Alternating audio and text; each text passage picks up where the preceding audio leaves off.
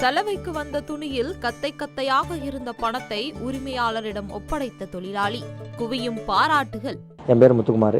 கிட்டத்தட்ட ஒரு 18 வருஷமாக இந்த வேலை பார்த்துட்ருக்கேன். ஊர் போட்டல் புதூர். நிறைய பேருக்கு அயன் பண்ணி கொடுத்துட்ருக்கேன். இதேமாரி நிறைய பேர் மிஸ் பண்ணிடுறாங்க. பைசாவை நம்ம திரும்ப கொடுக்க தான் வழக்கம். இந்த பைசா பார்க்கும்போது நம்மளுக்கு எந்த ஒரு எண்ணமும் வந்ததில்லை. நம்ம எடுத்து வச்சுக்கணும், செலவழிக்கணுங்கிற ஒரு எண்ணம் வந்தது கிடையாது. திரும்ப கையில் கொடுத்துட்டு தான் இருக்கோம். இது சார் கிட்டத்தட்ட ரொம்ப பேரை மாரி சார் வந்தாங்க. முதல் நாள் ராத்திரி கொடுத்தாங்க.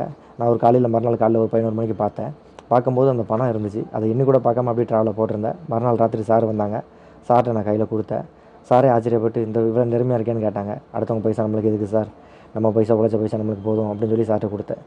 ஆரம்பிச்சில்ல தாத்தா மிலிட்டரியில் இருக்காங்க. எங்கள் அப்பா இதே வேலை தான் பார்க்காங்க. நானும் இதே வேலை தான் கிட்டத்தட்ட பரம்பரையான இந்த தொழில் தான் பார்த்துட்ருக்கோம்.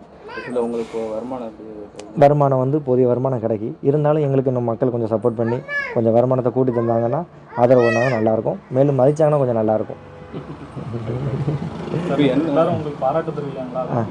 அதாவது கனவுல கூட நினைக்க முடியாத ஒரு விஷயமா இருக்குது. சார் இவ்வளோ தூரம் பண்ணுவாங்கன்னு தெரியல. அதாவது எனக்கு இது சாதாரண ஒரு விஷயம் தான், எல்லோரும் செய்யக்கூடிய விஷயம். ஏன்னா இப்போ உலகத்தில் நிறைய நல்லவங்க இருக்காங்க. அதேமாரி நம்மளும் ஒரு விஷயம் சாதாரண ஒரு விஷயம் தானே. இதுக்கு இவ்வளோ பாராட்டு கிடைக்குமா நான் கனவுல நினச்சி பார்க்காத சார் மிகப்பெரிய ஒரு விஷயமாக செஞ்சுருக்காப்புல.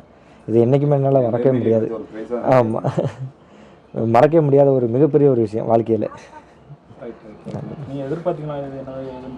கிடைக்கல. கண்டிப்பாக ஒரு துளியளவு கூட நான் எதிர்பார்க்காத ஒரு விஷயம். பைசா கிடைக்கும். நிறைய பேர் மறந்துடுறாங்க. ஏன்னா இப்போ காலத்தில் எல்லாருக்கும் மறதி பெரிய ஒரு நோயாகி போச்சு. அதனால் ஏகப்பட்ட பணம், சிலப்போ நகையை வந்திருக்கு. போன ட்ரிப்பு கூட ஒரு கம்மல் வச்சுட்டு போயிட்டாங்க. ஒரு செட்டு கம்மல் இருந்துச்சு, திரும்ப கையில் கொடுக்க தான் செஞ்சோம். அதனால் இப்போ மக்கள் வேகமாக ஓடிட்டு இருக்கனால மறதி அதிகமானதுனால நிறைய விஷயங்கள் இது நடந்துகிட்டே தான் இருக்குது. திரும்ப நம்ம கையில் கொடுத்துட்டு தான் இருக்கோம். நிறைய பேருக்கு நான் கேரளாவில் ஒரு 18 வருஷமாக இருந்தேன். கிட்டத்தட்ட அங்கே நிறைய ஒரு 17,000 22,000 வரை நிறைய கொடுத்துட்டு தான் இருந்திருக்கேன். இங்கே ஒரு 4-5 ட்ரிப்பு ஒரு 10 நாளுக்குள்ளே ஒரு 4,000 வரத்து கொடுக்க தான் செஞ்சோம். ஒரு 5,000 வரும். ஏன்னா மறதி அதிகமாக இருக்கனால எல்லாருமே வாஷிங் மிஷினில் போட்டு அப்படி மறந்துடுறாங்க. நாங்கள் எடுத்து கொடுக்க தான் செய்யறோம். கிடச்சிச்சாம்மா.